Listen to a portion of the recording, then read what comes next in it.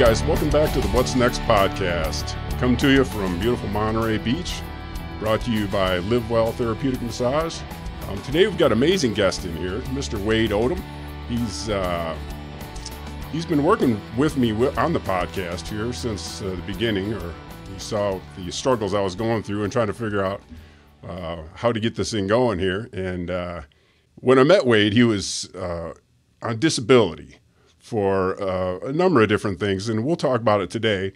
But it turns out, as we talked more, he's a sound coordinator, and he's worked for the churches. He worked in rock bands, and I asked him, how can you help me out with this? And of course, he graciously said sure, and stepped in to help me out. And what a difference he's made in this podcast. How you doing, Mr. Wade? Doing fine, thank you, sir.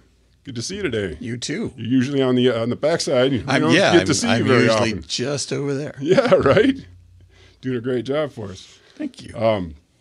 So tell me, you're a couple years older than I am. You were born in 1963. I was born in 1966. Of course, 3 years doesn't seem like a lot, but as we became friends, there's a lot of differences. You got to see all kinds of like Van Halen shows. You got to see concerts that I was just a little too young for, and you being in rock and roll and music. And it's like, oh man, we have so much to talk about, because always Van Halen was always my favorite, through the 80s. And of course you had, I don't know if you're your favorite, but right up there. Well, yours was Van Halen with David Lee Roth. Was your main thing. And I saw him with David Lee Roth a couple of times, and then when Sammy Hagar joined was when I kicked into a little bit different gear musically with the band. Prior to that, it was part of high school, and everybody loved Van Halen. Right. Everybody wanted Van Halen too. Exactly. And all of that kind of stuff. So, I felt like they took it up a notch musically when Sammy came in, and it became more melodic. It became more, I guess, mainstream. Yeah. I remember people saying that. I had a cousin just loved Van Hagar, and I was like, it's not the original, No, and it was, and you're right, and it was not. It was not. It was a different thing. It was a lot of fun. You came up in high school, and I asked you a little bit to break down a little bit of this. I know your dad was taught broadcasting most of your life, and he ran a radio studio, I believe, or the college radio station at College of San Mateo. My dad was a instructor of announcing and of broadcasting, and different variations therein, subgenres of that. So. In that time frame, he was the manager of KCSM FM, which was the college broadcast station. San Mateo, I think you said that. San Mateo. Yeah, okay. So he had his hand in all things on the communication side of stuff, and I was brought up into that. Right. So I was a studio brat. I liked being in the studio. I liked smelling the styrofoam, and it's all dark and quiet, and people giving cues and taking cues, and it was just fascinating to me. So that was kind of where the ball started rolling internally for me. In a more significant way. Prior to that, I think in junior high, I started doing sound control for our church. Oh, did you really? And it was just like a little 2-channel amplifier. Really? And you turn one dial up when one pastor was talking, and you turn that down when he's done. You turn that one up when that one's talking. You turn that one down. So it wasn't really complicated compared to what it became in my career. But at the time, it was a responsibility, and it felt pretty good to have that and work with that. That was the type of technology that we had back then. It's exactly right. It's exactly probably the basic technology. Well, and we're used to seeing now, when you see somebody on a TV or cable broadcast, they've got a little lapel mic that's clicked on their tie or their collar or something like that. The church at that time, so this would have been mid-'70s, had lavalier microphones as well. Did they? which is what those little ones are called. But these lavaliers were the size of your thumb, and they were lassoed with a string, and the pastor would put the string around their neck, hang the microphone in front of them. Oh, I see, right. And I mean, it was as basic and straightforward as you were going to get. It wasn't. There was no wireless. It was all right. it was all wired, and yeah, it was a very different experience than, you know, going forward 30 years. Right. And looking at life just entirely differently, you know, technologically. Yeah. But it was cool. Sound like you're raised in a pretty religious family then, huh? Yeah. Yeah. I would say that we were fundamentally a Christian family. Yeah. Fairly conservative as far as our approaches to what we believed and how we believed. And, you know, respect other people's beliefs and stuff like that. But I was so involved in that I didn't even know there were really other denominations so much. So I knew of the Catholic Church and I knew of the Presbyterian Church. I see. And I'd heard of a Baptist church, but I didn't know what that was. Right. And turns out there's a whole bunch of different approaches to following your Christianity, and Presbyterian was just one of them. Right. And it was good for me to grow up with it. It was absolutely a good foundation for me to start from. Yeah. That's always confused me a little bit. You know, I was raised non-denominational or Protestant, and of course I went to a lot of church with my friends with the Catholic Church, and my uncle and his family were Jehovah's Witness, so I've been to a couple of those, and it's like, what's the difference? It's like, well, I just, at a young age, I didn't really understand. You're all kind of praising God, but you just have a different name for his son. It was a little confusing for me as a child. Aren't we all part of the same Christian thing here? Why do we have to split it all up into Protestant? And, you know, it just seems like dividing people that all had the same belief. That's what confused me as a child. What I ended up with is that I'm a believer in Jesus Christ. Right, right. And I have a relationship with him, and that's kind of that's the basis. Sure. God didn't create denominations, in my estimation. Exactly. People did. Right. And people did because they couldn't get along on how they wanted their churches to run and what they wanted their churches to focus on, and how all of that church work was to be done.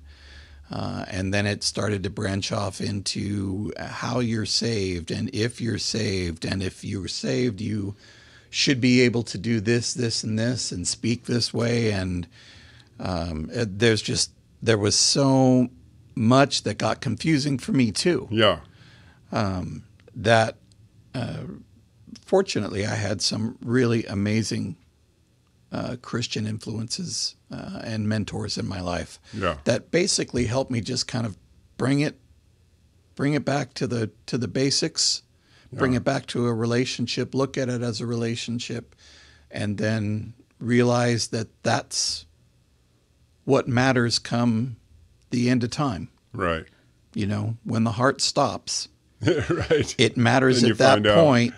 To me, it matters where is your relationship with God. Right. Yeah. So those that are involved in different religions and view Christ one way, or this way or that way, the bottom line's going to be at the end of the line. Yeah. So I strive to set my life in such a way that I believe what I believe, stick with it. Right. be as consistent as possible, and at the same time recognize and know that I'm broken in so many different ways, and I'm a sinner. I am not perfect. I am the last person to point a finger at somebody, even though the first thing that I tend to want to do is like, hey, right. whatever That's it is, human, right? whatever's frustrating me, or you're driving too slow. Who knows what? Those are human things, and I get caught up in being exactly that. Yeah. But that should not be a reflection on the God that I believe in, and wanting to live a better life than that. Yeah. I know my mom as a young child, she tried to live the Christian life, but I remember saying, her saying that, well, look at the Catholics. They, as soon as you walk into their church, they have a statue of Mary, and God says not to pray to any other, and then there's this church, the Jehovah's Witness, and tell me why this is why it's different, and it's very confusing. It's very confusing. Yeah, and it's important for each person to do their own research. Do your own research. Right. I saw look into it and figure it out. I was reading a little bit about through your blogs, and you mentioned there. Around 1979, you learned about spiritual warfare firsthand. Break that down for me. What do you mean by that? Well, in that time frame, end of junior high, beginning of high school, a small bit of backstory. I used to love to build models. So I built model cars and planes, and then I would take the leftover parts of some of those models, and then I would build my own, creation out of that, create something. I did the same thing too. And it was so much fun. And I would put them up on a shelf in my room, and they were just there for, display for me. And there was a period of time where at church, they were starting to get more into talking about spiritual warfare. I never heard that term. I don't know what that means. Well, it means that that there's a physical world and there's a spiritual. Mm-hmm. And this is all coming from, this is my perspective. Sure, right. So that's why we're here. I want to hear your perspective. So from my perspective, there's a spiritual realm, there's a physical realm. And in the spiritual realm, forces are fighting and have been fighting since the beginning, literally since the beginning of time. That's what I believe. And there are times when those spiritual battles can become evident or visible to the people that are in the physical realm, even if they're not like tuned in and focused on whatever it is that's happening. So one of the areas that was a challenge for me was like movies. Mm. So horror movies. There's a horror genre, and that didn't always bother me so much, but I never felt good about the horror genre that dealt with evil and evil personification. Right.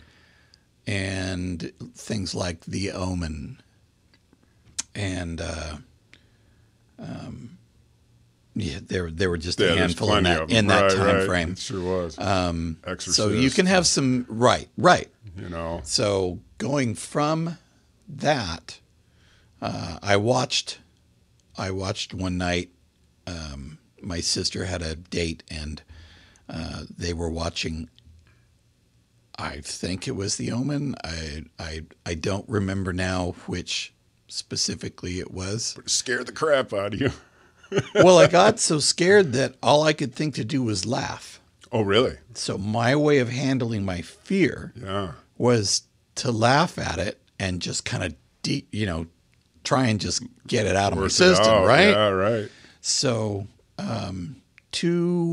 I want to say it was like 2:14 in the morning, following watching the movie. Yeah.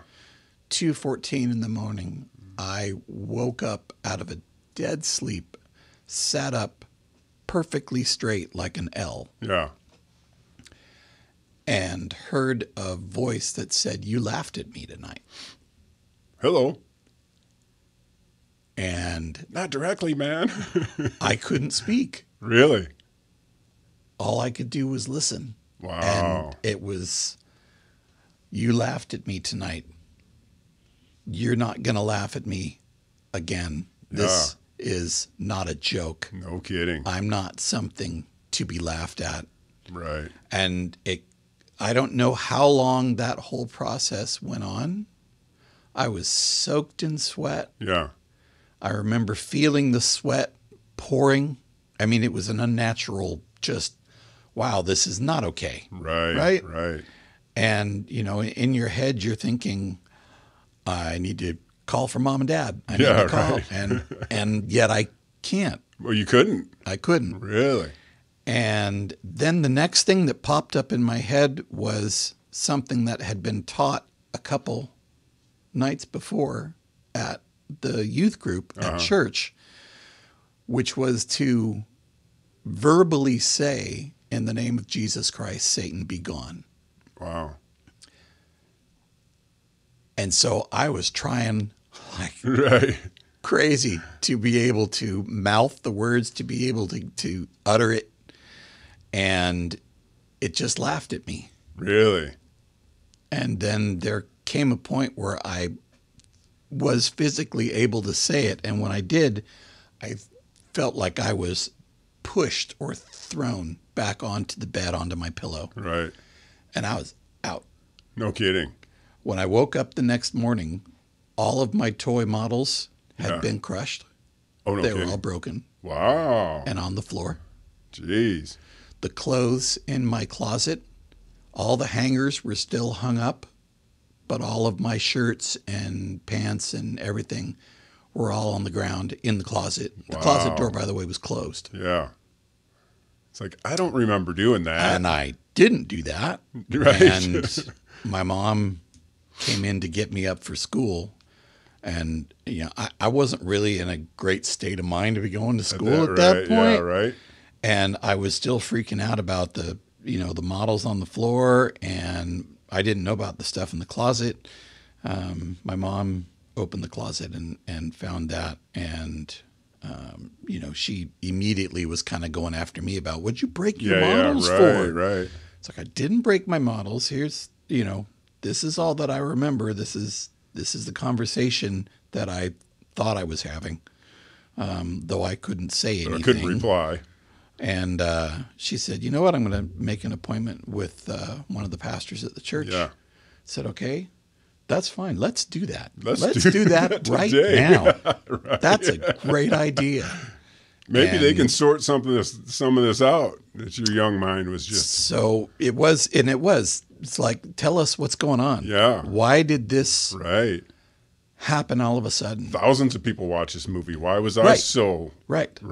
open to it? And so the pastor that we spoke to had said that oftentimes when somebody, especially in their youth, but not only in their youth, but especially in their youth, if they're going to be going into ministry and become involved in Jesus Christ ministry, there will be a frontal attack. There will be a spiritual attack that will cross over to scare you, to deter you, to say, if you continue down the road you think you're going to go down, then I'm going to be right there. Right. I'm not going to leave you alone. Yeah. And you start going, maybe I don't want to do that. Yeah. Right. Maybe This I need to do something else than get harassed by things that I can't see and I can't touch, that can clearly touch things. Right. And that There's nothing I can do about it. And there's not Out of well, my there's power. nothing physical that I can do about it. Right. But there is something spiritual I can do about it. And spiritually, you can take authority over those spirits. If you believe, you can take authority over those spirits and tell them to back off in Jesus' name, and that they have no business being a part of you or holding on to you or interfering in your life and that. And that becomes part of the spiritual warfare that will grow probably through the rest of your life, as it did in mine. But that's when it started. Right. So I learned then in, junior high, end of junior high, that I was probably going into ministry in some way. I just didn't know what that was going to be. Yeah. I didn't, what does that mean? I'm going to be a pastor? I'm going to be some kind of clergy. Am I a custodian in a church? Yeah. Right. What? That works too. Right. Right. Because if you're working in a church, you're doing ministry. Right. For sure. So I wasn't sure what all that was going to entail, but it really struck and changed my life in that moment. And at that time, my life changed. Yeah. Because I felt like, okay, I'm aware of something now that I've never been aware of. Yeah. Right. I'd heard about it. And if you read the Bible, you read about times where people were affected by demons, were affected by demonic forces and things of that sort. Yeah. And I believe those things to be true. So, for me, that was kind of like, okay, so that was real. But that was 2,000 years ago. Right. So, what's up? It's we're coming towards 1980. Why would this all of a sudden just show? So when he explained what he did, Did you think were you thinking at that time that maybe you might want to go into the clergy? I didn't think that I wanted to become a pastor. I didn't think that was what I was expecting. I think actually I wasn't expecting. I didn't know I didn't really know what it meant, but I knew that music was really, really, really big inside of me. Right. And music was a conduit. And I felt like God used music to speak to me and to comfort me and to encourage me and to console me. And then I started realizing that other kinds of music can do similar things, but go in the other direction. Right. Oh, right. For sure. Right. And that was kind of that was an eye-opener as well. Yeah. And I had already begun to really enjoy a lot of those styles of music and those bands. Yeah. The hardcore, just the really hard rock, but stuff that for me had a message that was not friendly to Christianity, was not friendly to God. Right. The normal culprits, the Black Sabbath, Iron Maiden. Right. Iron Maiden, that's when I was thinking that always had such satanic kind of covers, and maybe not satanic, but definitely leaning to the evil side. But it leans towards the evil side, right? And a lot of bands wanted to use that for marketing because kids are drawn to the occult. Right. And it's all kind of part of this whole fallen nature thing of human nature. Right. So I remember when I was young, they said Kiss was knights in Satan's service. It was like, oh, that's so cool, It's like they're so badass, You don't realize that break that down, will you? Right. Well, and kind of in the same time frame, I had learned that Kiss also stood for Keep It Simple, Stupid. Right. Right. And if you were to look at their music, their music wasn't stupid, but their music was very straightforward and more on the simplistic side. Yeah. More love songs than anything if you really listen to them, right? It was people's fascination with the occult that they started to put these different tags on these different bands, and that especially happened in the 80s and 90s. Yeah. So I realized kind of early 80s that I needed to be looking in a different direction musically. Yeah. And my sister, shout out to Mindy. Hi, Mindy. She had introduced me to a band called the Resurrection Band, which later became just known as the Res Band. But they had a song called Broken Promises. And she suggested that I listen to it. And we were at a camp, I think, in Fresno. And it was a Christian camp up in Fresno, youth camp. And I remember listening to it, and all of a sudden, tears just started. Really? And I was freaking out. Just hit you, huh? What the heck is going on? Really? And there was it wasn't so much of a purge, but it was a recognition that I was entertaining a lot more negative things in my musical life and in my spiritual life than I should be and should have been. And she was helping me she was putting effort into helping me see that there are Christian bands that play in similar styles. So it's not so much the style of music. Right. It has more to do with the message in the music. Mm-hmm. So that gets into kind of a gray area with musicians, and I'm a musician, play guitar and bass and stuff. So, at some point, people want to ask, well, if you're a Christian and you believe in Jesus Christ and you play a song that's an instrumental, is it a Christian song? Yes. It's like, well, it's an instrumental song. Right.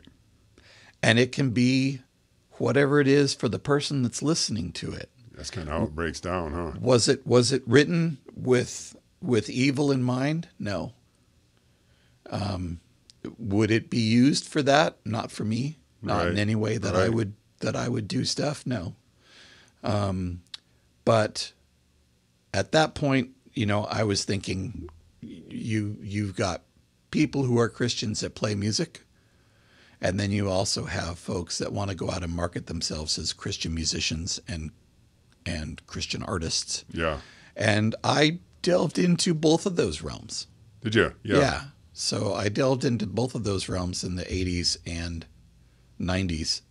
And it was interesting. I learned a lot. Yeah. I definitely saw even more spiritual warfare stuff that went on when I was in a heavy metal band down in Garden Grove, Orange County area down by LA. And we decided that our band was called Forthright. And we were going to pursue the youth of that whole area with a message of Jesus Christ, and that he saves, and that they have an option. They don't have to just listen to only what is being provided through MTV, through Headbangers Ball, through Yo MTV. Raps. I want my MTV. So through all that stuff, we decided that was something that we were going to do, and we chose a style of music that was reasonably big at the time, which was the hard rock, heavy metal kind of glam side. Yeah. We didn't get into all of the glam stuff. Sure. There are no photos. But we didn't really get into that side of it, but we did enjoy the performance of doing it and being able to musically express ourselves on stage and engage with the kids. But you're infusing some of the religious So we were idea absolutely of it? infusing our Christian beliefs. Yeah. See, I always gear away, and I know you and I've talked about this before at other points, that I shy away from the whole religious thing because I feel like that has such a connotation now and a stigma to it. And for me, it's faith, and for me, it's a relationship. Right. So what we wanted to bring across was that, you can have a relationship with Jesus Christ. You can have a relationship with God. Right. And you can listen to music that encourages that and supports that. Mm-hmm. And we would use the music to deliver that message. Mm-hmm. There were times where we had told we played for churches. We also played at parks. We played at a variety of different places. How fun. But when we played at churches, sometimes we would just forewarn the youth leadership and say, hey, this isn't going to be your style of music. More than likely, it's not going to be something you're going to dig. Yeah. Because most of those folks are from the 60s, 50s, 60s, 70s. Yeah. It's like, this isn't going to be your thing. Yeah. Hardcore bass and electric feel guitars. Free not to be there. Right. And if you want to be there, just hang out in the back, but don't discourage what we're doing or try and dissuade what our efforts are in trying to reach kids for Jesus. Right. You never know how you're going to reach them. So right. You don't know. You don't know who's coming to a show. Right. You might be doing a show for 5 people. You might be doing a show for 150 people. Yeah. You don't know. Right. So that became, kind of a focus on our part. Yeah. And we took pride in that. Pride. Sure. We felt good about it. Sure, right. But there were definite nights where we would have technical difficulties that were absolutely outrageous and were unrealistic. Yeah. And just we had one night where we were performing at a church, and all of our amplifiers, right as we went on to the stage and we went to play, all of the amplifiers had been unplugged from the walls. Really? But there'd been nobody in the room but us. Isn't that weird?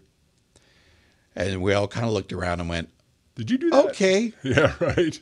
Let's plug these back in. Right. And then we should probably pray and ask God to protect our equipment and protect the night and protect the kids. Sure. And let's get back to doing what we came here for and not be derailed by something that in and of itself is scary. Sure. Right? Right. Because, again, now you're dealing with that faceless, not physically there, but obviously physically there in some way. Right. And at another point, one of the amplifiers, our bass player was playing, and he played, and there was kind of a funky sound, but he kept playing and the amp kept working, and so that was all great. Yeah. The amplifier had gotten unplugged again, but he was able to still play, and there was still power going to the amplifier. That's crazy. It's not, at that point, it's not a physical, right? Yeah, right. At that point, you're looking at the physics going, if it ain't plugged into the socket, it's not going to work. Right. But it was still working. Crazy. And we were able to finish our set. And at the same time, we kind of rejoiced that we were worthy of being gone after. Yeah. We're worthy of being up on a radar. Yeah. And I think, overall through the rest of life, that's a good thing. Yeah. But it's not an easy thing, and there's no easy part to it. Sometimes things will be mellow and chill and all that, and then other times, it's gonna be difficult, and you'll have some hard things to try and explain to children, right, or families and such. Yeah. So I had a very confusing childhood. My mom was very into religion, and she died very early. And then I got kind of what I call a hot potato kid, just kind of passed around to whoever could take me on for a while. And as you grow up like that, it's like, what kind of a God would let that happen? You know, why would that happen? So you grow up with questions, and Right. but there are weird things that happen. You know, it's like, where is that? Right. Just the other day, I was working on a gal, and she asked me what religion I was, and she said, "You're what's it called when you don't believe? Not agnostic, but Sure. Draws a total blank. I know I'm drawing a blank, but and I kind of jokingly said Atheist. atheist. Yeah, that's what she said, and I said, I can sit here and try to explain to my dog what I'm doing on the computer, but he will never understand. He knows I'm doing something on the computer, but he'll never understand what I'm doing. And that's exactly how I feel about religion. I have no idea what the main purpose is. I can see there's something going on, and I don't feel comfortable going any further than that, because there's so many different beliefs, and there's so many different things, Right. Who's right, who's wrong. We had a guy come in here and say, between Abraham and Jesus and all these different guys, they were all working for God. They're disciples of God. Why, and we're all serving the same God. Why can't we all just be together? And, whoever brought us, whatever disciple brought us to this God, why can't we just celebrate him, everybody? But it's Right. got to be so broken up, and there's so much evil and fighting and killing over religion. It's just like, how, it's hard for a human like me to make sense of it all, And I really do look at people that are so strong in their faith, like you, and say, where does he get the strength? Where does he get his just a steel, this is what I believe. It's like, it's interesting, to me, to look at religion like that. There are so many different options. You know what I mean? Yeah. Well, and there truly are. Faith, I guess, is what everybody says. There are a variety of faiths. There are a variety of, as far as the world is concerned, there are a variety of religions, Right. And philosophies. Right. Buddhism doesn't really have a God. It's just more Right. trying to bring yourself closer to Well, enlightenment for the next more lifetime. self-focused. Right. Focus in on yourself. Exactly right. And all of that. And I think each person has to find their walk. They have to Right. find their path. Yeah. And then at some point commit to, it's like, I'm going to know more. Mm-hmm. So I'm going to research this. Right. And, at that point you're committed. Yeah. You're going in to figure Yeah. something out. And my belief is that for the people that, decide that that's something that they want to do, and that's something they want to pursue, that's also an invitation for the enemy to throw as much confusion and as many choices as possible, Right. to overwhelm the searcher. There are so many paths. How are you going to choose which path? Sure. Right. Well, I was brought up in a church, so I was given a step up, Yeah. right? But it was my choice to believe. Yeah. Could have gone another way, even Absolutely. being raised in that household. And Sure. I was already delving into, music that wasn't healthy, which Yeah. had unhealthy messages and Sure. all of that. And I knew that wasn't, ultimately, that wasn't good for me internally. Yeah. There was a period of time in there where things got really, really dark. And, I know a number of people have their time frames where they think about just leaving Yeah. and killing themselves. Right. Yeah. So I had a period of time in that same period of the, late junior high and Yeah. into early high school, late Sure. junior high, where I was really struggling. You couldn't find your way, huh? And so and again, music playing a major role, depending on what music I was listening to, was contributing to the thought patterns and processes. Sure. And it was repetitive because I'd listened to it over and over and over. Exactly. So I did notice a significant change when I stopped listening regularly to music that had more of a negative message.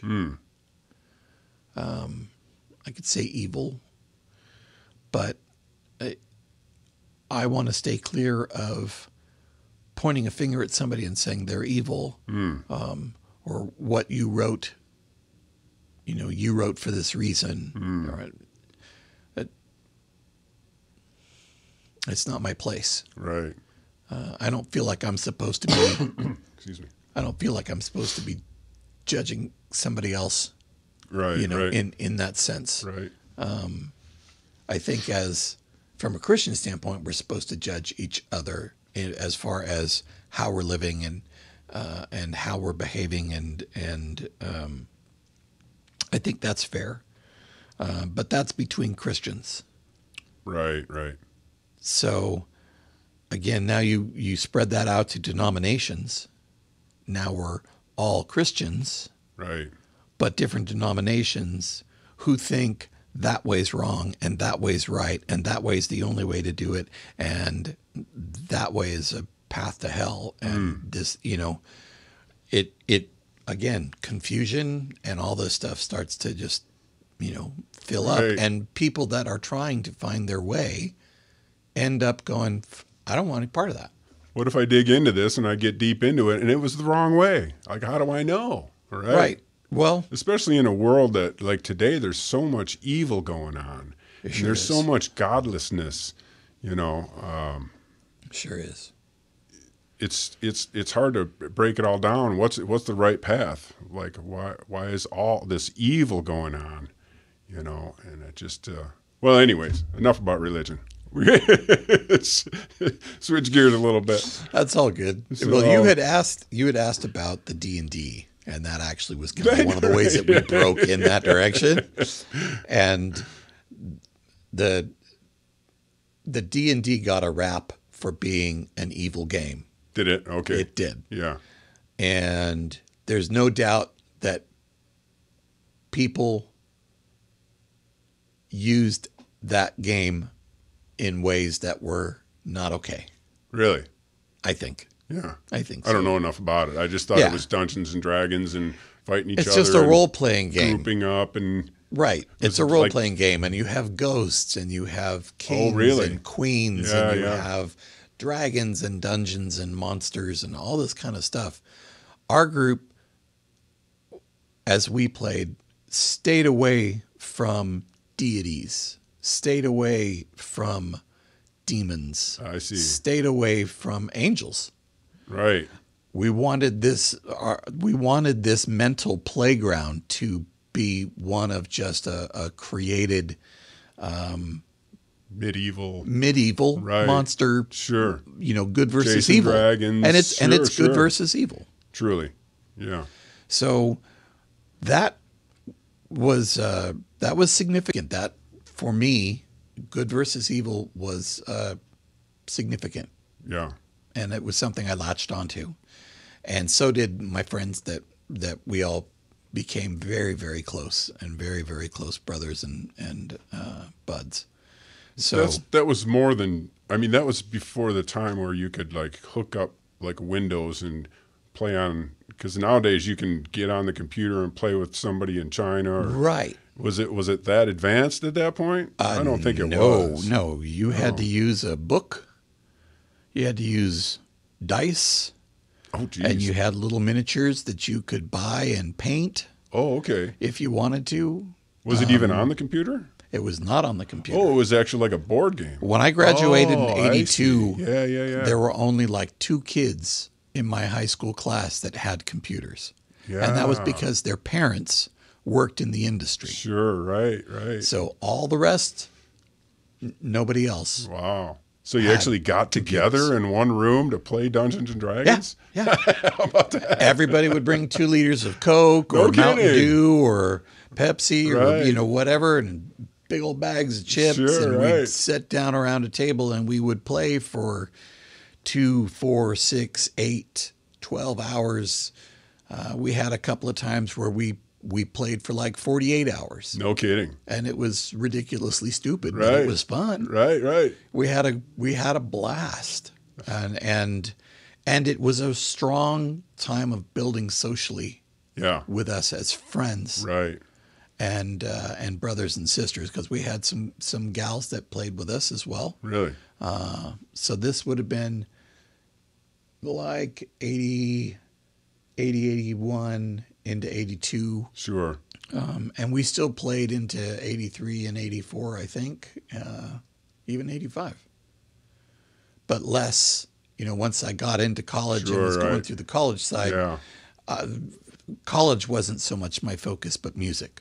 Oh, I see, right. So I veered away from, the role playing and all of that and went more towards wanting to do bands. And that was where my time was, learning how to play music and write music. And did you go to school for broadcasting or something else? I did. When I came out of high school, I went to College of San Mateo. Okay, yeah. And because I was interested in broadcasting, I had the pleasure of having my dad as my instructor for a few different classes.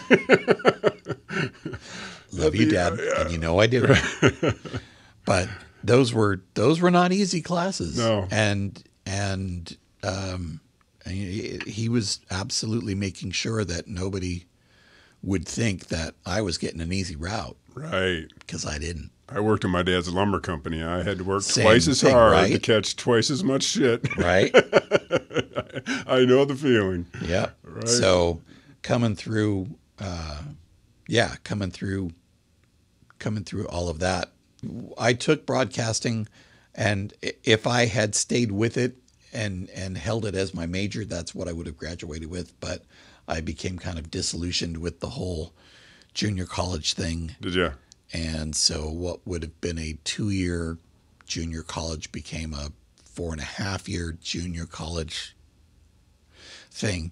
And then it was, well, if you're not going to be going to college, then you need to be paying rent. Yeah, right. Yeah. So that, then became the jobs and, started that. What kind of jobs you jump into? Was it broadcasting or anything you could do? No. I took whatever I could find. Right. And, some of that was working at the local mall in a clothing shop. I worked at a place called Chess King, if anybody remembers Chess King. I do, right. So Chess King got killer clothes. Actually did some modeling for the college. Nice. Modeling some of the stuff from the Hillsdale Mall. And that was super cool. And that kind of opened some doors of meeting different people and stuff. And so I worked at a photography shop, developing films. For a period of time, I worked at a video rental place. Worked at the 24-hour. I'm old. 48-hour. So shop. It was. They were all good experiences. They weren't all fun. Sure. Right. But they were all good experiences, and Socially. I learned something from each of the different things that I did. I was actually sharing with my wife, Cece, that there was a period of time where I worked for a Ford dealership that was in San Carlos, I believe. It was either San Carlos or Belmont, and they're not there now; they're long gone. But I took a job there as a cleanup guy. So I would clean the stalls of all the oil and the fluids on the ground. Sure. And, it didn't take me but about 3 months to go, nope. That's not what I'm going to do. Nope. I don't even see anything where I want to work up to. Nope, it's not working. I don't want to do this. And, it didn't last very long. Yeah, right. But Now, when I met you, you came in to get some massage, and I know you have some metal in your back. I know there was some things we had to, but your main thing was something called HKPP or something. Tell me what that Right. is. So you said it was kind of like a diabetes thing, but it was something different. Can you walk us through what that is? Because that's something I have never heard about. Maybe you can educate some people that are going through this and don't even know it. So HKPP stands for Hypokalemic Periodic Paralysis. Can you spell that? No, just kidding. Nope. Not off the top of my head. So that is it's a condition. It's a neuromuscular disease. Okay. It can spontaneously happen out of nowhere. Body just starts. Right. That's not common. What's more common is familial. So it's inherited, I see, which right. was in That my makes case, sense. it was inherited. Okay. My parents don't have it, but my grandfather on my mom's side had it. Skipped a generation. So skipped generation. My mom was a carrier. So they didn't even know anything about it. They didn't know about Right. it. And at the time when my grandfather had it, he was being treated for hypoglycemia, which was also something I was treated for, hypoglycemia, because I started showing signs of hypoglycemia at an early age.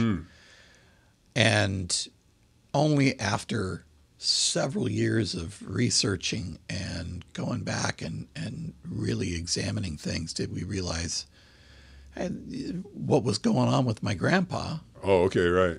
So Was he was HKPP. misdiagnosed for all those years and given the wrong medicine? He wasn't given any medicine. He Oh, I was see. just given, sugar and protein and peanut butter and, combinations therein. He had a number of trips to the hospital when they would be visiting at our house in San Carlos. Yeah. And I was there for those times where the ambulance showed up and Really? picked him up and carted him off. And I just had never put together two and two. Yeah, right. And so when things started going really sideways for me in like 2005, and I started having bouts of paralysis. I started having bouts of muscle spasms and profuse sweating, just out of nowhere. I could be sitting just like I'm talking to you right now, and then all of a sudden, sweat would start to pour down my face. It would soak my shirt and my arms, my legs. It was like every part of my body would start to sweat. And it was a really bizarre and uncomfortable sensation. Sure. And confusion, or what would happen, like mentally? That followed. Yes, Did it? that followed. But when that whole process starts, then the first thing you do is, the heck's going on? Yeah. So your confusion kind of does begin at that point, Yeah. but I'm not so much in a brain fog as much as I'm confused as to why is this happening to me? Yeah. Right. What did I do? What did I eat? Where did I go? Was I around somebody? And you're running all these thoughts through your head. And it turns out that none of those things were specifically at the issue. The issue was that you have a cellular mutation and that your body does not hold on to potassium at the cellular level like it is supposed to. Right. So when it leaks potassium, sodium finds its way into the cell. It becomes way, way, way more technical than I can get you into. Yeah. But HKPP.org, I believe, can provide some of the more technical answers there. Yeah. But in my case, it progressed from having periodic points of having these spasms, and the spasms could be just like vibrations. Sure. Right. And they could go from vibrations to full on like body chills where everything's just shaking, shivering, and shivering, right. and tight, and muscles would pull. Everything would pull together, almost to a fetal position. Really? Unless I was being held down. It was super scary. I remember driving out in the country a few years back in Michigan, and it's very hilly. It was way back in the woods. And I came up over a hill, and I was probably going 55, 60. And at the bottom of the hill, there was a car that was going about 20. And I had to lock up my brakes, and she was going from side to side. And I thought, who's this drunk driver? I was so mad. I pulled her over, like, what are you doing out here? You're drunk driving? And she was just not. She wasn't there. No. And then the next person came up behind and was like, oh, get her a candy bar. I was like, it never dawned on me that she was having she was going through a sugar hypoglycemic attack. Yeah. So, that's what I think of when it's like, diabetic did you lose, not consciousness, obviously, but. I never lost did you get like that? Consciousness to the level of, waking up someplace else. I see, right. But one of the kind of defining attacks that I had to contend with, I was working at a church up in Sacramento, in Fair Oaks, and was working by myself in the gymnasium and was building a audio rack. And I had, on my way to work, gone and grabbed a Starbucks chai cream frappuccino. And I just slammed it. I got stuff to do. I don't want to be taking time getting cold. Right. Let's just get it done. Right. I need that caffeine. Let's go. Caffeine and sugar. And I don't know how long after Caffeine I and had sugar? done that. What'd you say? Caffeine I and wanted sugar? the caffeine because chai has the caffeine. Yeah. And the frappuccino it's kind of like a milkshake. Yeah, pretty much. So that the combination of the caffeine and the sugar. Oh, I see. Okay, would right. give me that high. Oh, right. To just power in. Yeah. So I thought. And so it must have been the creamer or something that just didn't agree with you? Or? It was the carbs. It was carbs. There were 80 carbs in that one drink. Ooh. 80 carbs. Wow.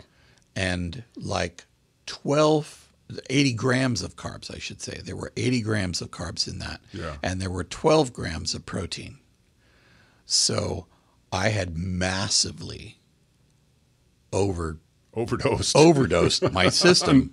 Really? On carbs. Yeah. Well, I didn't know at that time that carbs and a carb rush into my body would trigger an episode of HKPP. Right. So we still hadn't put all this together at that point. Right. So it was after this that we started paying much closer attention to, well, what did you eat? What did you drink? Right. Where did we go eat? Did you have French fries? Oh, that sucks. If you have French fries, they're going to have salt on them. You got to break down on how much salt you can consume and everything, huh? Exactly. Oh. And we did. We eventually did. Right. But at that time, I didn't know. So you're in the gym, you're putting this thing together. What happened? And all of a sudden, I started sweating. Yeah. Profuse sweating. Yeah. And I started to feel super alone. I felt very isolated. Really? I was the only one in the room, so that's fair. But I've been alone in rooms all my life for different variety of reasons and places. Just and a fear came over you, huh? But a fear came over me that this is not okay and you should leave. And you shouldn't be alone. And so I remember turning to try and leave, and then I could see in my mind's eye, I could see myself army crawling towards one of the doors and thinking, well, this isn't right. This is not right. I shouldn't be looking at it from here. Yeah, right. I'm there. All those fears go through and you. People, all of that's I was looking down on my body when I died, right? So all of a sudden, in comes one of my coworkers. He came running into the room. Cease came in not long thereafter. Yeah. And they called EMS, and EMS came, and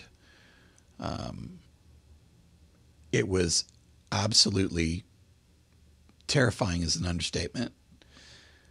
But somewhere between me standing up to leave and being on the floor, I had one of those Nextel phones. Yeah, yeah. So it had an intercom on it. Sure. So I intercommed one of the guys on the the church crew. Yeah. And I don't know what I told him. I don't remember now. I'm sure he would remember. Mayday, mayday. But Going down. you know, I need help. Yeah. And I don't know what's happening, and I can't see, Oh, wow. and I don't understand what's going on. Yeah. And I also called cease. Sure. I don't know remember what I that, said. huh? I don't remember the phone call. Wow. So there's some degree of not being conscious, but on the other side of it, I wasn't asleep. Yeah. But it was the first time that I had been in a situation where when they got to me, I couldn't really see. It was all gray. And I couldn't really speak very effectively. Wow. And my lips were numb. My mouth was numb. My jaw was numb. My neck was numb. My fingers, my hands were numb. My feet were numb. And parts of my legs and calves, thighs were numb. Really? Just like something has gone horribly wrong. Right. And I don't know why. Coffee's the only thing I've had, so. You know, I don't know why. Right. So that was one of probably 15 or 16 ER visits that followed, several of those being in an ambulance. Right. My first thought would be stroke. Right, which I think was along their lines as well. Right. So, but they would do all the tests and everything, and it came back. Not a You're stroke. good. Huh. It's not a stroke. Right. Your heart, those right. things are all showing like they're supposed to. Huh. There's something else that's going on. And when they did the lab stuff, they focused on the glucose levels in particular. I see. And so they were noticing, this massive spike in glucose. Then as they did more looking in, they realized, hey, his potassium dropped. So normal range is 3.5 to like 5.3 or 5.2. Mine had dropped down to 1.8. And diabetes 2, doesn't do that to you. And diabetes No, doesn't. okay. At least not with me. Yeah.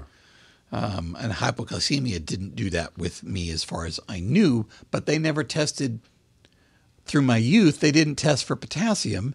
They were testing for glucose because parents said, well, he's hypoglycemic just like his grandfather. Right. Why would they think anything else? Right. There was no reason to think anything Yeah. else. So, we literally were starting to have to think completely outside the box. What the heck? Yeah. So whatever they were giving you for diabetes was making the HKPP worse.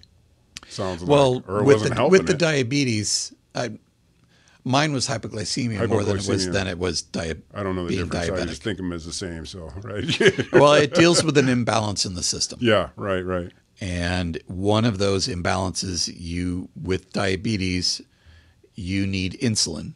Okay. And with It's more of a glucose thing.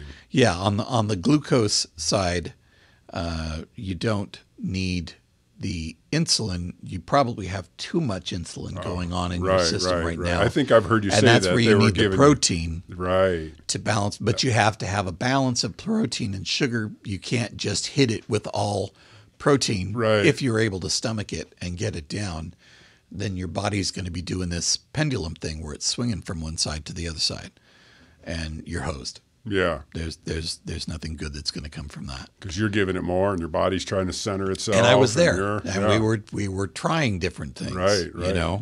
Just blindly trying to figure it out. And So what made him test you for the potassium? they did a full blood panel. The whole thing, right? And I'm trying to think if it was an endocrinologist that had focused in on it. There was a neurosurgeon who was looking at what was going on and then looking at the numbers. And he actually contacted us and said, I think you're dealing with an extremely rare disease. And, we're like, tell us more. That would explain it, right? And he said, well, actually, we're not familiar with this disease. We have some write-ups and stuff from, the mid-'60s, late '60s. Oh, no kidding. And they tend to be focused more on Asian males. It's like, well, that's not happening here. Right. But they said, but it starts in men, it starts in your 40s. I said, well, that did just start up. I was Did like it really? 42. You were just, oh, I was really? like 42 when this started to just kick my ass. Yeah. So he basically said, I'll print it all out for you and you'll have to do your own research because I can't put the time behind it. Sure. And it's not something that our hospital specializes in. Right. It's not something a neurosurgeon could do anyways. Correct. Not a surgeon. Right. But a neurologist, yeah, they could go that and start to figure things out and that. So he was the one that pointed us in that direction. And so we took off after it and started looking online and digging around and trying to find out as much as we could about it. And the more that we researched and the more we looked, the more we went, holy crap, that's me. Fits like a shoe. Wow. That's me. That's what's happening. That's exactly it, huh? I didn't know anybody else in the world was dealing with what I was dealing with. Nice to find some information on it, huh? Right, because I felt very much like an anomaly. I bet, right? And, nobody else is familiar with it. And we find also most of the times when I was either picked up by the ambulance or when I would be taken to the hospital by whoever, the first thing that the hospital or the ambulance is going to do is they're going to set up an IV. Of saline. Of saline. Right. Right. It's the worst thing you could have. So I didn't realize, nor did they, right, that's just, it's pure sodium straight into the system. And it exacerbated every attack I had. Really? So my attacks got worse when I went to the hospital before they got better. So we didn't understand that what they were using to try and get me better was making me worse initially. Yeah. And then, they would there were times where we had to do IV potassium, and I can sit here and tell you that that's not something you want to have ever done. Really? For like burning? Because or? it burns. Through your veins? It's an acid. Yeah. No kidding. Yeah, you feel it. You feel it burn. I felt it burn up my shoulder. I felt it go into my heart. I felt it burn across my chest. Scary. Yeah, and at that time, I'm in attack. Yeah. So I can't see, and I can't talk. Right. And I can't tell them to stop. Yeah, right. So they're just doing what's protocol. They're doing what they need to do. Yeah.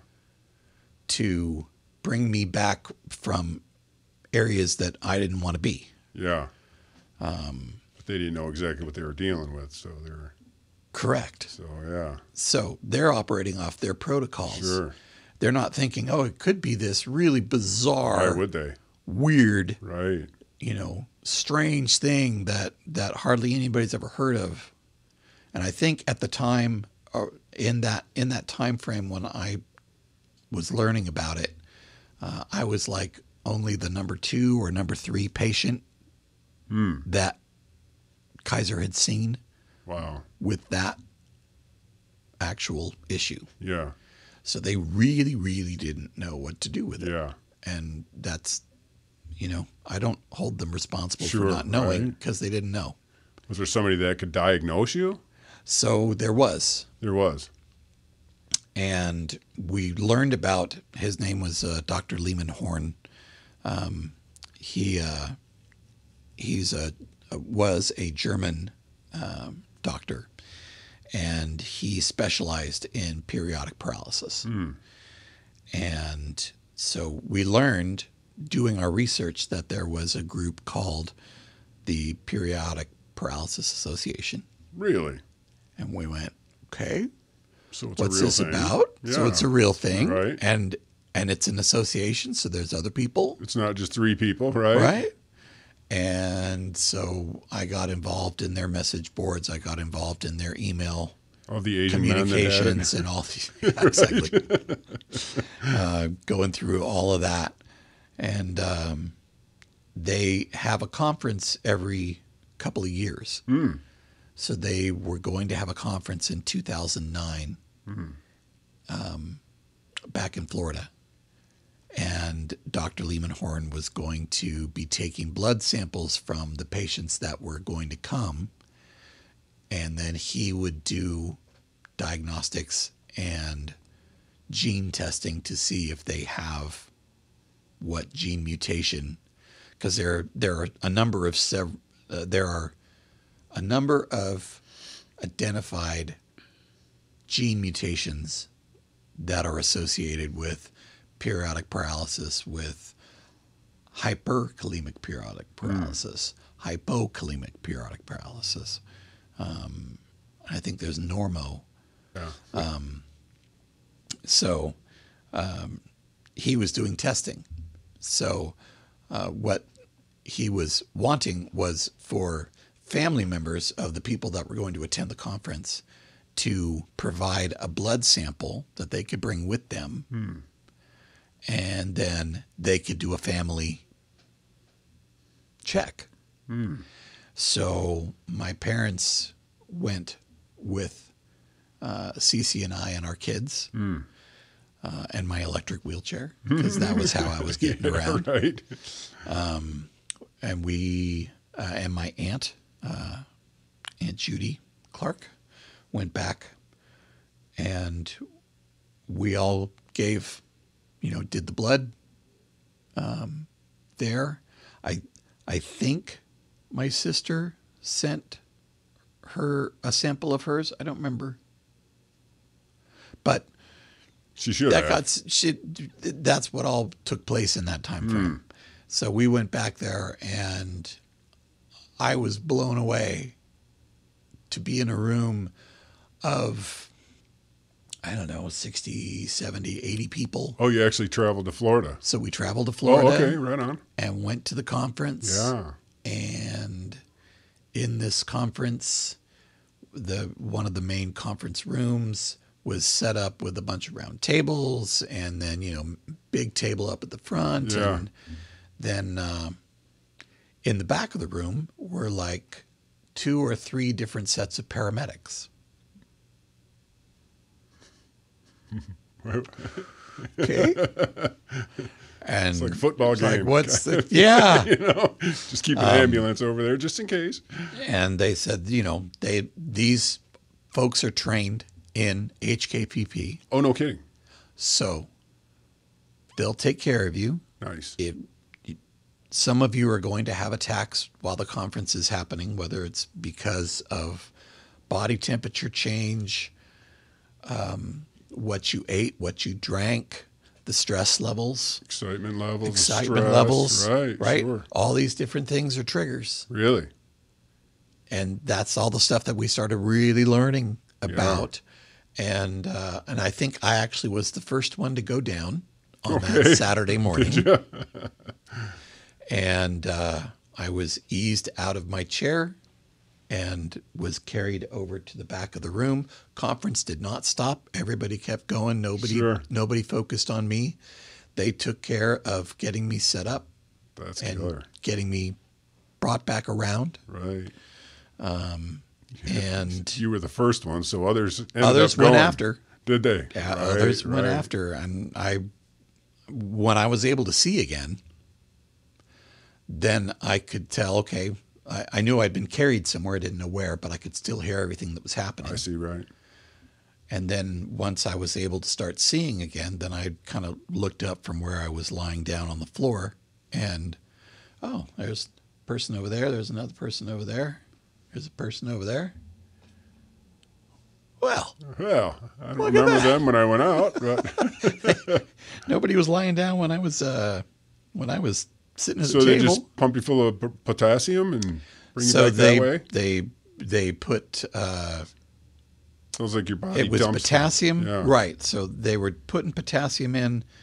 I'm trying to remember how they did it. I think that they did it through what are called FRK tabs. They're essentially Alka-Seltzer. Okay. You know, the tab you put in the water and it bubbles up. Sure.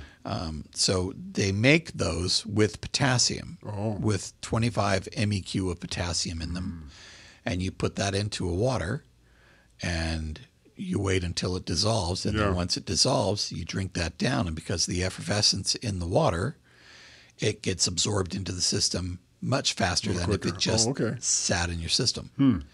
So I turned around like substantially fast. I've had attacks where I'd be down for a matter of days. Really?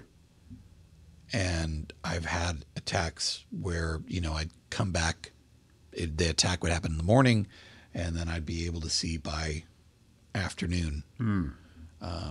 You know, just any variety therein. It all depends on the level of attack and how much salt I had or how many carbs I had or, you know, I unfortunately learned that when I was in my weakest state, if I was in my chair and I was motoring down an aisle at a grocery store and I go down the freezer aisle, just going down the refrigeration aisle, somebody open a door. Really?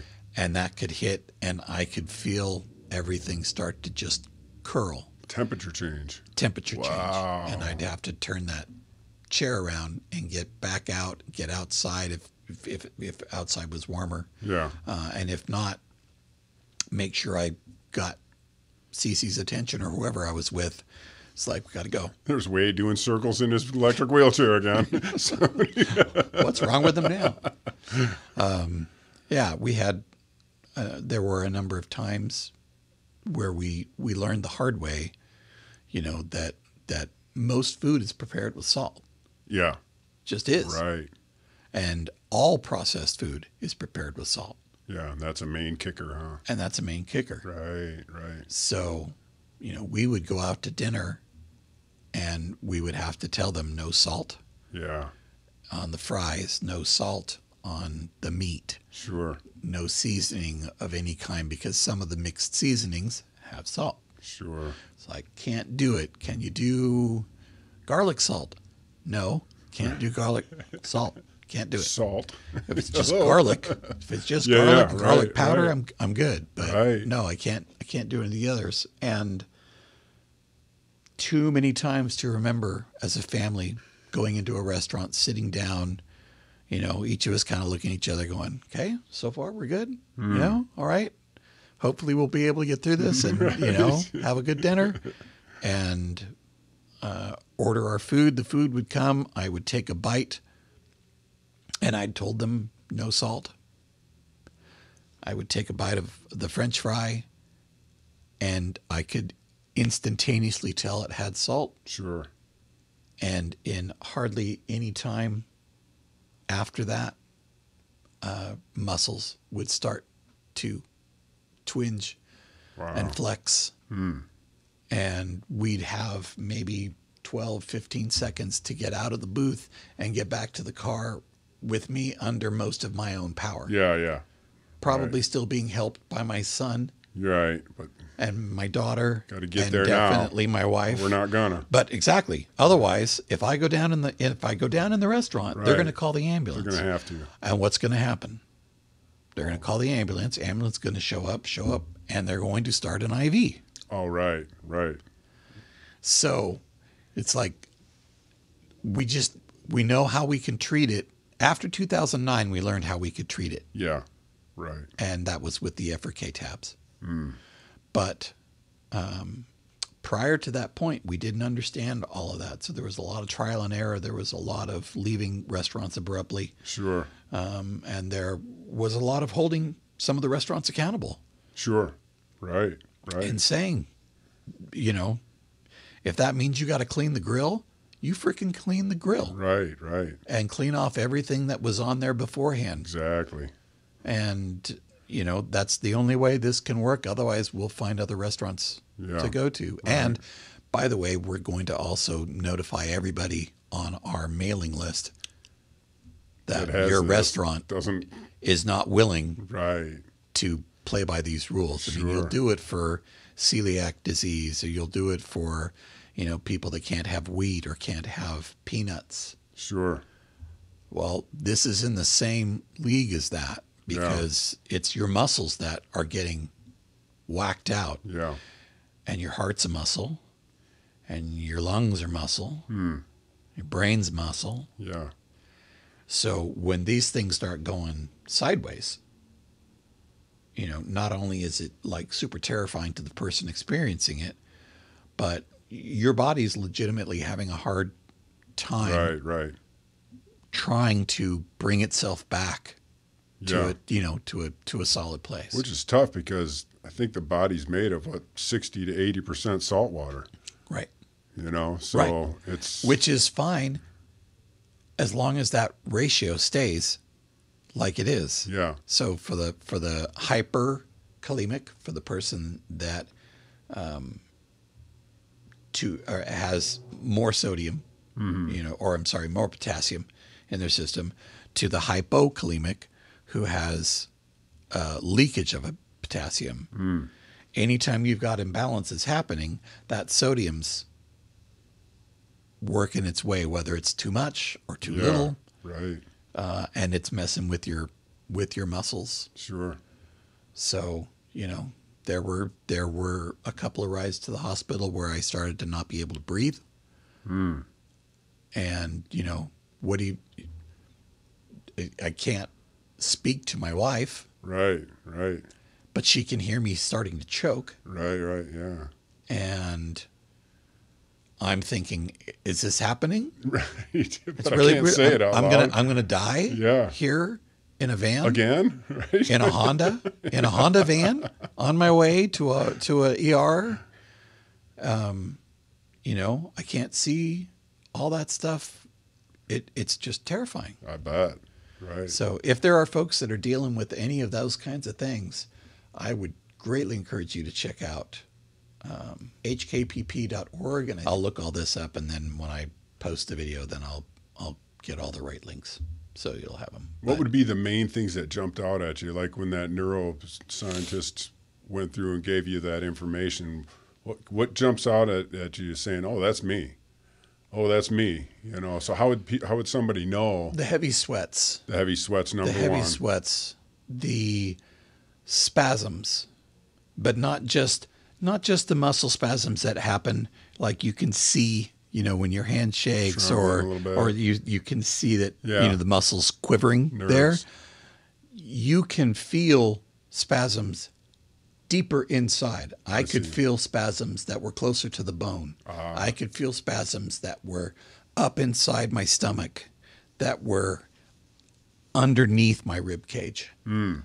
I could feel spasms at a completely different level than I knew that I should be able to. Yeah. It didn't even occur to me that was something you could do. Right. So, anytime we think of spasms, we think of somebody flopping around on the floor, vibrating and stuff like that. Well, that's all true. I mean, yeah, that's it. Yeah. But it's also happening at a deeper tissue level where those muscles are also struggling. Right. So, it can shut your digestion down. Really? So, what you may think is just constipation, and this isn't trying to get anybody freaked out over it. It's rare occasions that this would apply, but you can have a paralysis of your intestines. And tell you it's bizarre, and it takes time for those muscles to come back and start working again. But when they stop working, they stop working. Yeah. And when you said in the beginning, this is a neuromuscular disease. Right. So I think of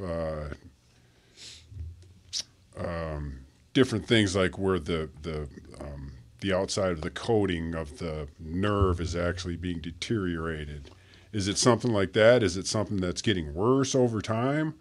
It generally gets worse. Does the nerves start to deteriorate? It generally gets worse. Sounds like a nerve problem more than it does a muscle problem. But it's more on the it's more on the muscle side. Is it? It's more on the muscle side. That's where you can feel it. Exactly. Right. I think when I first met you, you weren't really doing a whole lot. You weren't feeling up to it or anything, and well, and also when I met you, Cease came with me. Yeah, right. And she came with me as the backup. Yeah. So that when you started working on the muscles, that's going to create that imbalance at the muscular level, at the cellular level. You're starting to manipulate things. Right. And my system could react. You're thinking, well, let's see how this goes. Right? And so she was there to make sure that if that happened, that you didn't panic. Yeah. And that, the two of you'd be able to get me out and put me into the truck. Yeah. And she'd drive me back home unless it was bad. Yeah. Right. And fortunately, we didn't have that. Yeah. But you seemed down a little bit when I first met you, and now we're doing this, and you kind of got a purpose, and I've slowly seen you get better, progress, and I'm sure it's a mental thing, Part of it is lack of purpose. I know you couldn't work, correct? Because if you're afraid, or so I can't work. You just can't work, So it's like that's got to be a kick in the stomach, Where's my purpose?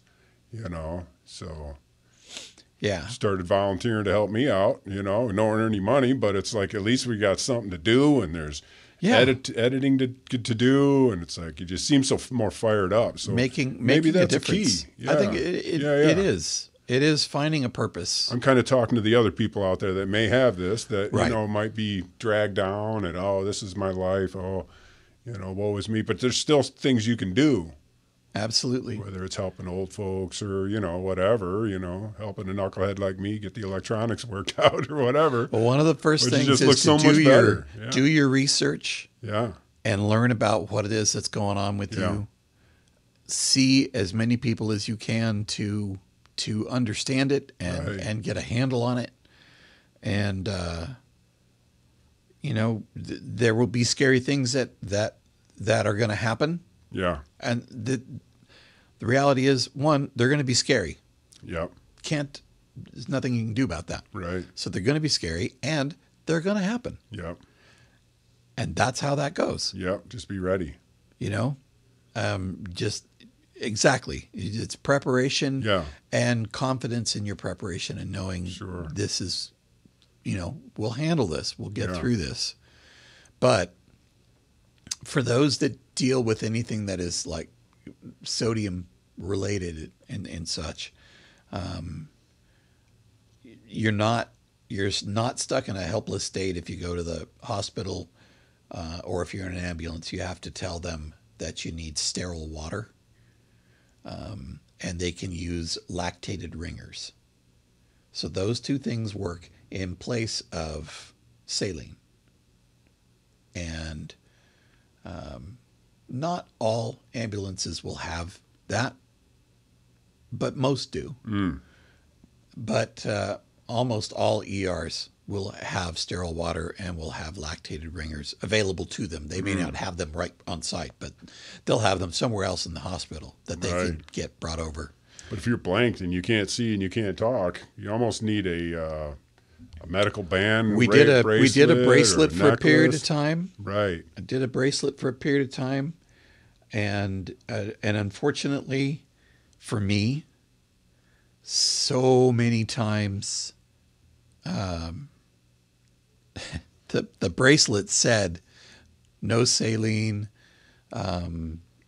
It had all the different things. Sure. It's like low potassium, no saline, Right. Yada, yada, yada. They would move that out of the way to put the IV in. And I was notoriously a hard stick, so they would either go into the back of the hand or they'd go into the wrist. Sure. Very seldom were they successful going into the arm. So we thought, okay, cool. We have the bracelet around the wrist. That should handle it. Right. No. Better get it tattooed. So my wife began the process early on of taking a Sharpie and writing on me. Really? No saline on my arms, on the back of my hand. Just in case she wrote it on my forehead. It was on my chest, I think, at one point. And it was on my arms. Right. And I don't mean to laugh, but I know no. That was it. The ringer. I could wake up the next day at home with, kind of a series of foggy thoughts and stuff, and then look and go, oh, right. Right. Now it's coming back to me more. Right. I know what happened. Back in college, you used to say I'm an idiot when I woke up. Right. Different college than I went to, maybe. Yeah. Well, I wanted to have you on today to talk about this because I know there's a lot of people out there hurting. I don't want to overcomplicate this particular podcast because I want it just to be mostly about what you're going through on this. Cool. I don't want to cloud it up too much, and we'll talk more on different things. But this is the main thing I want because there may be some people, and you said that don't understand this. And absolutely. And you do all the editing, so I know you're going to put in all of the extra stuff that they can link down below and get to any information that they need or any of that kind of stuff. Periodic paralysis is one of the most misdiagnosed issues. Really? I believe. Yeah. So I think that there are way more people that actually do deal with it than the records are going to show. Right. Because it really takes some significant research to go in and tie all these pieces together and say, so you had spasms, but you also had paralysis, which are kind of opposite things. Right. And numbness and sweating, and you couldn't talk, and then you couldn't see, and there's a variety of things that once all those things are brought into the equation and you're able to look at labs and you can start looking at values and say, oh, look at that. Right. There was a direct shift. Right. My potassium dropped, my sodium increased. Magnesium plays a part in all of that as well. Does it really? So magnesium and potassium, they're powerful together, but in balance. Right. But it was not unusual if you were having low potassium to have low magnesium. And if you were able to increase the magnesium at the same time as you're increasing your potassium, you might find that you recover faster. So it took a lot of research to find those things. Oh my gosh. Oh, one of the things that, and more or less close with this, I guess, was that when we started doing the liquid potassium, and that was in the 2005, 2006, 2007, 2008, even into 2009, we were still doing liquid potassium, which tastes horrible. Oh, okay. It's not something you were shooting in your veins. It was something that was... No, it's something you had to swallow. So we had hospitals say mix it with apple juice. And it doesn't make it taste better, but it makes it more palatable to be able to get it down. Right. Which is true. It did. Did it? Yeah. When we went to the 2009 conference, what we found out from the people at the conference and the EMTs was that the sugar in the apple juice would bind with the potassium and would be flushed through the system. So you're only getting a minuscule amount of the potassium that you are forcing yourself to drink. Right. So you're having to drink more and more to be able to get yourself to come back out of this fog. Brain fog was another symptom. Sure. So, and that's a term that's used more now. Right. But yeah, you get to a point where you're just confused. You don't know what you were talking about. You don't know where you were going. Everything stops. Right. And that's frustrating.